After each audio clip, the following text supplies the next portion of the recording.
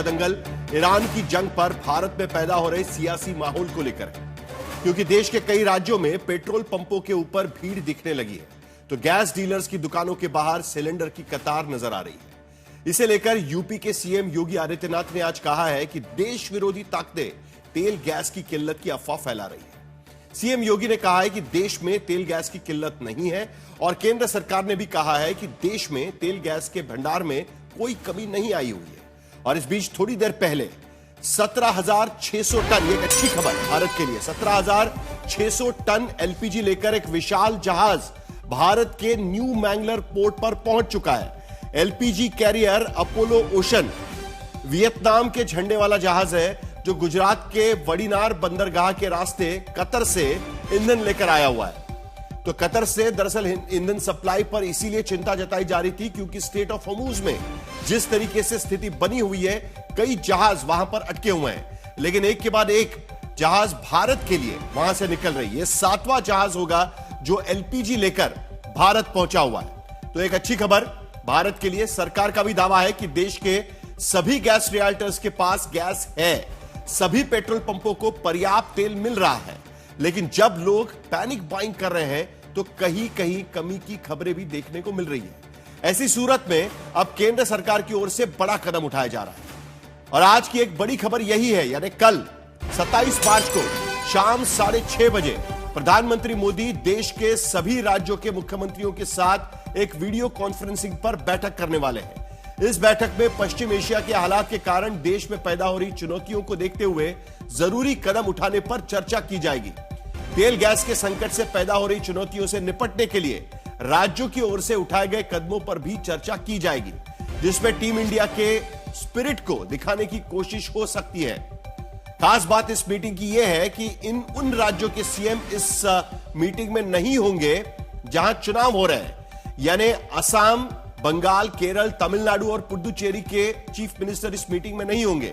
इन राज्यों के chief secretaries को उनके साथ में एक अलग से मीटिंग प्रधानमंत्री के द्वारा की जाएगी, यानी जहां पर चुनाव हो रहे हैं वहां के चीफ सेक्रेटरी प्रधानमंत्री के साथ बैठक करेंगे। मतलब सरकार की पहल से इतना तो साफ है कि ईरान जंग के बाद जो हालात अब बनते जा रहे हैं वो कठिन और ज्यादा चुनौतीपूर्ण नजर आ रहे हैं, क्योंकि पिछले ही हफ्ते प्रधानमंत्री मोदी ने संसद में बयान दिया था और अब कुछ नियंत्रण में होने की बात कही गई थी, लेकिन उन बयानों के हफ्ते भी नहीं गुजरे हैं, लेकिन देश के अलग अलग हिस्सों में तेल और गैस की पैनिक बाइंग चल रही है। कई बार सरकार कह चुकी है कि पैनिक करने की कोई जरूरत नहीं है, लेकिन उसके बावजूद कई राज्यों से खबर आ रही है कि पैनिक बाइंग की जा रही है। ऐसे में सरकार की राज्यों के मुख्यमंत्रियों से बैठक में क्या होने वाला है, क्या सरकार की तैयारी पूरी है, आखिर गैस और तेल की किल्लत की अफवाह कौन उड़ा रहा है, क्योंकि योगी आदित्यनाथ तो दावा कर रहे हैं कि देश विरोधी ताकत इस तरीके की अफवाह उड़ा रहे हैं। इन्हीं सभी सवालों पर हम दंगल में चर्चा करेंगे, लेकिन पहले ये रिपोर्ट देखते हैं।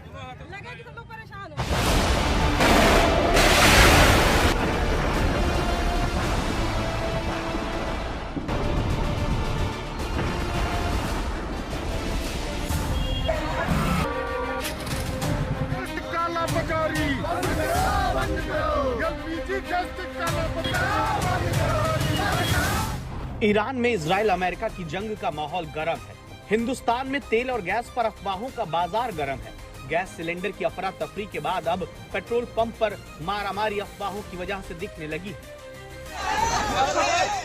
उत्तर प्रदेश के सिद्धार्थ नगर में पहले पेट्रोल खरीदने के लिए लोग मार्केट पर उतारू हो गए। संत कबीर नगर में ऐसी भीड़ उमड़ी, कई लोग कुछ पंप बंद होने के कारण कैन में पेट्रोल भराने पहुंच गए। प्रयागराज में भीड़ उमड़ी तो पंप पर तेल मिलना बंद हो गया। लोगों की पंप कर्मचारियों से बहस हो गई। प्रयागराज में तेल खत्म होने की अफवाह ऐसी फैली कि रात 11 बजे तक पेट्रोल पंप पर भीड़ लगी रही। लखनऊ में इतनी पैनिक बाइंग हो गई, चंद मिनट में 4000 लीटर तेल खत्म हो गया। पंप बंद करने की नौबत आ गई। उत्तर प्रदेश के तमाम शहर, चाहे वो लखनऊ हो, प्रयागराज हो, वाराणसी हो, मेरठ हो, तमाम शहरों में पेट्रोल पंप पर ऐसी ही लाइनें लगने लगी हैं। पर यहाँ पर आधा पौन घंटा हो गया लाइन में लगे हुए, अभी पहुंचे हैं तो पेट्रोल नहीं मिला है, पेट्रोल है नहीं यहाँ पर। इधर वाली पेट्रोल टंकी बंद है, ये वाली बंद हो गई। अब हम लोग यहाँ से 1 घंटे से पिछले में यहाँ पे लगा हुआ था, जैसे मेरा नंबर आया, मैडम ने बोला पेट्रोल खत्म हो गया है। खत्म हो गया। अब ये पेट्रोल खत्म हो गया, कब से बैठे हैं? आधा घंटा तो हो गया। क्या कह रहे हैं? आधा घंटा हो गया मुझे बैठे हुए। क्या कह रहे हैं? 1 घंटे बाद बोल रहे हैं, 1 घंटे बाद मिलेगा। हालांकि लखनऊ में पेट्रोल पंप मालिकों का कहना है पंप पर तेल की कमी नहीं है, बल्कि लोगों की खरीद इतनी बढ़ गई कि टैंकर मंगाने भरने की भी फुर्सत नहीं मिल पा रही है। दिक्कत तब आई है जब अचानक लोगों में कल खास तौर से हुआ है लखनऊ के अंदर, पता नहीं कहाँ कैसे किसने अफवाह फैला दी कि सब डीजल और पेट्रोल खत्म होने वाला है, जबकि सबके पास था। वैसे सरकार बार बार बता रही है तेल और गैस की कतई कमी नहीं, लेकिन अफवाह के चक्कर में आकर लोगों में घबराहट है। कुछ लोग हैं जो अफवाह फैला करके माहौल खराब करना चाहते हैं। कुछ लोग हैं अव्यवस्था पैदा करने का प्रयास कर रहे हैं। इनके पेट्रोलियम मंत्री हरदीप पुरी ने कहा था कि नहीं, हमारे पास सब कुछ व्यवस्थाएं हैं, हमारे पास कोई दिक्कत नहीं है, न गैस की प्रॉब्लम है, न तेल की प्रॉब्लम है, सब कुछ है। और प्रधानमंत्री जी भी आकर 2 दिन बाद ये कह रहे हैं, पार्लियामेंट में बोल रहे हैं, पूरी चीजें बर्बाद कर दिया पूरे देश को अंदर। अब कह रहे हैं लॉकडाउन की स्थिति चल रही है। मुझे लगता है बहुत दुर्भाग्यपूर्ण होगा और पूरी देश में तबाही मच जाएगी। प्रधानमंत्री जी लगातार देश को गुमराह कर रहे हैं। आप देख सकते हो कोरोना काल में भी इन्होंने कहा था कि नहीं सब अच्छा है, सब चंगा से। आवश्यकता हो तभी आप डीजल लेने के लिए जाइए, पेट्रोल लेने के लिए जाइए, लाइन लगाने की आवश्यकता क्या। और अगर हम उतावलेपन में अफवाह में आकर के इस प्रकार के किसी दुष्प्रचार और किसी अफवाह के चक्कर में पड़ते हैं तो लगता है हम लोगों की राष्ट्रभक्ति पर लोग संदेह करेंगे। भारतीय जनता पार्टी ने लाइन के सिवा कुछ नहीं दिया है। कोई भी इनका फैसला है, हमें आपको सबको लाइन में लगा देते हैं। ये युद्ध लंबा खींचा तो प्रभावित तो हर व्यक्ति होगा। हमें मानसिक रूप से उसके लिए तैयार होना होगा। अफवाहों पे ध्यान नहीं देना होगा। एक कचौड़ी, एक समोसा, अब गैस पे ना रहा भरोसा। यूपी में गैस और तेल की किल्लत पर अफवाहों की राजनीति ऐसी कि बिना किसी दल के बैनर पोस्टर की महिलाएं अब सिलेंडर लेकर प्रदर्शन करने लगी। मुख्यमंत्री योगी आदित्यनाथ का कहना है विपक्षी और राष्ट्र विरोधी लोग ऐसी अफवाहें फैला रहे हैं।